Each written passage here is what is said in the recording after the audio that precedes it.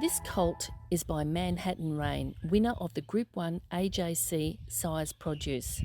He's the sire of 13 individual stakes winners and is probably best known as the sire of the Golden Slipper winner She Will Reign.